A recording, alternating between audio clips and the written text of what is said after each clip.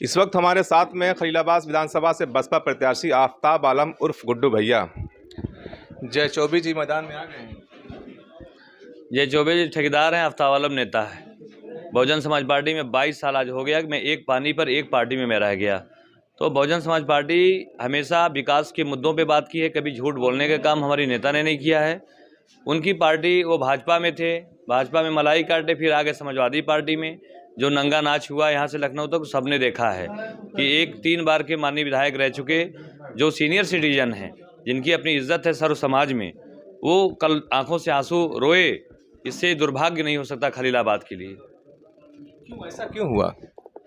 अब ऐसा तो ये उनके पार्टी के लोग अच्छा समझ सकते हैं, लेकिन जो वीडियो हम लोगों ने देखा, ऐसा लगा कि मतलब उनको आज किसी बूढ़े आदमी को एक कप चाय दे दीजिए कोई हाथ छीनता नहीं है।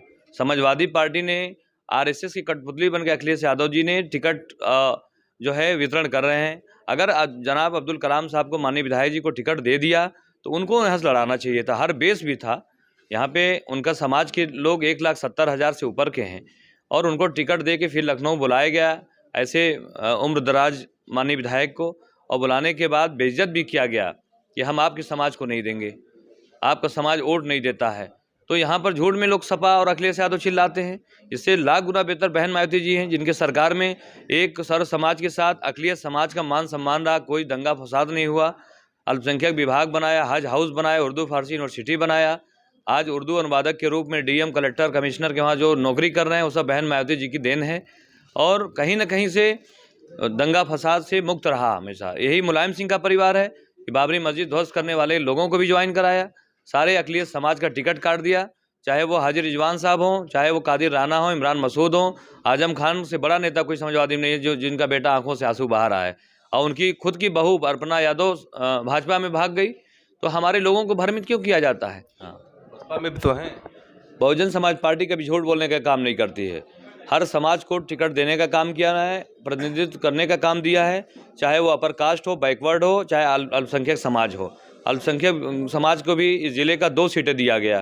तो आप इससे इमेजिन कर लीजिए कि जिसकी जितनी संख्या भारी उतनी उसकी हिस्सेदारी। ये बहन सुश्री मायावती जी ने मेहदावल में ताबिज साहब को दिया, खलीलाबाद में आफताब आलम को दिया, और मुख्यमंत्री चुनाव लड़ाई ख्वाजा शमसुद्दीन की जिसके सीने पे 5 गोली लगी थी उसका भी सम्मान बढ़ाया बहन सुश्री मायावती जी ने। और यहाँ पे जिम्मी को बस्ती से दिया, और अगड़े को दिया, पिछड़े को भी दिया, चौरसिया समाज को भी दिया बनियारा से, छत्री समाज को सहजनवा से दिया। तो कहीं ना कहीं आपको देखने को मिल रहा है कि आज खलीलाबाद संत कबीरनगर जिला के अलावा सिद्धार्थनगर में आप देखिए कि राधा रमन त्रिपाठी जी लड़ रहे हैं चुनाव। भाजपा से आरएसएस के थे, लेकिन उन्होंने बहन जी ने मान सम्मान बढ़ाया उनको बसपा टिकट देके। जीपी तिवारी बीजेपी के हैं, उनके भाई अफसोस तिवारी को टिकट दिया। कहीं ना कहीं बांसी में जो है दिया, तो और छत्री समाज का आदरणीय हरिशंकर जी को इटवा से दिया। तो आपको देखने को मिल रहा है कि बहुजन समाज पार्टी सर्व समाज के सम्मान में काम कर रही है। और समाजवादी पार्टी में जो इनके ठेकेदार, कई आज दलाल वहाँ पैदा हो गए जो टिकट की लेन देन करते हैं, क्षेत्र का नहीं पड़ा है, उनके नेताओं का नहीं पड़ा है। एक चेहरा और सामने आ गया खलीलाबाद से, आम आदमी पार्टी से हैं सुबोध यादव, और काफ़ी बड़े नेता माने थे, भालचंद यादव के बेटे हैं। उससे कितना असर पड़ेगा आप पर? अब सुबोध यादव जी जो है, उनके पिताजी बहुत कर्मठी नेता थे, स्वर्गीय भालचंद यादव जी का पूर्वांचल के वो अच्छे नेता थे। आज वो दुनिया में नहीं रहे, तो उनके बेटे का भी सम्मान अखिलेश यादव ने नहीं किया। तो यहाँ पर आज उनका वर्ग भी बहुत परेशान है कि सुबोध यादव जी के जो है, अगर वो आए हैं यहाँ पे आम आदमी पार्टी से, तो उनका अपना मेहनत और उनका अपना जनमानस में जो भी सम्मान मिलेगा उनको भी कहीं ना कहीं जनता समझेगी, पूछेगी। माइनॉरिटी कहीं ना कहीं पशुपेश में जाए कहाँ? देखिए, माइनॉरिटी में पूरे पूर्वांचल में आप ले लीजिए, बहुत सारे नेता इस दल से उस दल में गए, लेकिन आफताब आलम एक पानी पे रहा, अपने समाज के साथ साथ सर्व समाज का सम्मान किया।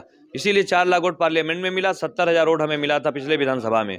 यहाँ का भी खलीलाबाद की भी जनता जो है पूरी तरीके से कटिबद्ध है, चाहे वो अगड़ा हो, पिछड़ा हो और अल्पसंख्यक समाज में।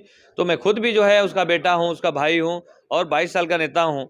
तो कहीं ना कहीं अल्पसंख्यक समाज पूरी तरीके से हमारे जो है आशीर्वाद दुआ देने की काम करेगी। लड़ाई किससे मान रहे हैं आप अभी? आप लड़ाई बहुजन समाज पार्टी से है ही नहीं। पिछली बार 72,000 वोट भाजपा को मिला था। अब भाजपा के 2 चेहरे हैं, आदरणीय जय चौबे जी और यहाँ के आदरणीय अंकुर तिवारी जी।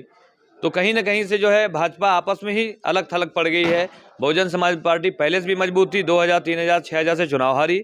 इस बार मैं नेता हूँ, मैं किसान का बेटा हूँ, मैं जन जन में मैं जा रहा हूँ। तो सर्व समाज पूरी तरह उमड़ पड़ी है। 1.25 लाख से 1.5 लाख के बीच में जा रहा है। इस बार इनकी जमानत जब्त होगी। जो है यहाँ के जो 5 साल मलाई काटे विधायक जी अब सपा में आ रहे हैं, और अंकुर तिवारी जी भी कोई नेता नहीं है। पूरे खलीलाबाद के लोग, सारे वर्गों के लोग इन लोगों से भयभीत हैं। इसलिए अपार जन समर्थन मिल रहा है कि किसान को बेटे को ले आओ, जो एक सुई के नोक के बराबर कमीशन लेने वाला नहीं है, एक उसके घर का बच्चा कोई ठेकेदारी करने वाला नहीं है। निश्चित तौर पे बहुजन समाज पार्टी की सरकार बनेगा। खलीलाबाद में औद्योगिक विकास होगा, औद्योगिक क्षेत्र का विकास होगा। हैंडलूम बंद हो गए, हैंडलूम के काम होगा। किसान का बेटा हूँ बुआई से लेके कटाई तक, युवा हूँ, खुद 41 साल अभी एज हमारी है। तो कहीं ना कहीं युवाओं को एजुकेशन, टेक्निकल हैंड्स को लेके रोजी रोजगार की दिशा में लाना है।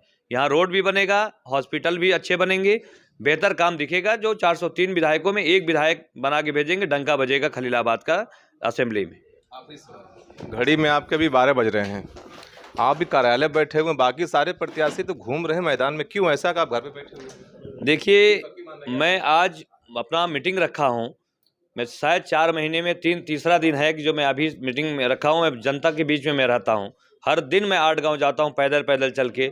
सर्व समाज से अपनी बहन मायावती जी, अपनी बहुजन समाज पार्टी की जो उपलब्धियाँ मैं रखता हूँ। आज कागजी कार्रवाई भी बहुत है कि मैं ऑफिस को लेकर क्षेत्र के सम्मानित हैं, वहाँ लोग बैठे हैं, तो आज उनकी विचार विमर्श चल रहा है। अभी 1 घंटे के बाद मैं भी क्षेत्र में हूँ। वो लोग तो 4 महीने चले ही नहीं हैं, अब 14 दिन बचा है। 14 दिन में जो झूठ बोल रहे हैं जनता समझ चुकी है, उनके हाथ से जा चुका है। साथियों, बहुजन समाज पार्टी यहाँ पे कम से कम उत्तर प्रदेश की सबसे बड़ी जीत होने जा रही खलीलाबाद की। फर्स्ट पे कौन लगे? फर्स्ट पर यहाँ कौन रहेगा? फर्स्ट पे यहाँ पे किसान का बेटा रहेगा, विकास का बेटा रहेगा। कहीं ना कहीं से साथियों, इस बार गोलबंद लोगों को जनता रोकने जा रही है। बहुजन समाज पार्टी फर्स्ट पे रहेगी, और सेकेंड थर्ड के बाद वो लोग लड़ाई कर लें जो 40 साल के अंदर रहेंगे लोग। ये माननीय पूर्व विधायक कलाम साहब का सम्मान जो पे ठेस पहुंचा है, जो लोगों ने कहा है कि 2 करोड़ में बिक गए हैं, कल वो बेचारे रोए हैं।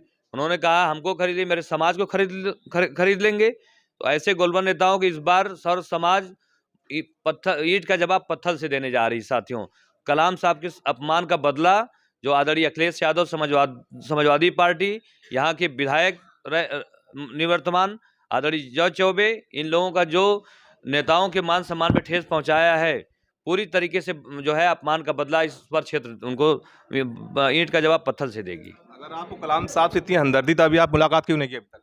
नहीं, हम मुलाकात उनसे नहीं करेंगे, क्योंकि वो हमारे सम्मानित है, उनकी इज्जत हमारे लिए पहले है।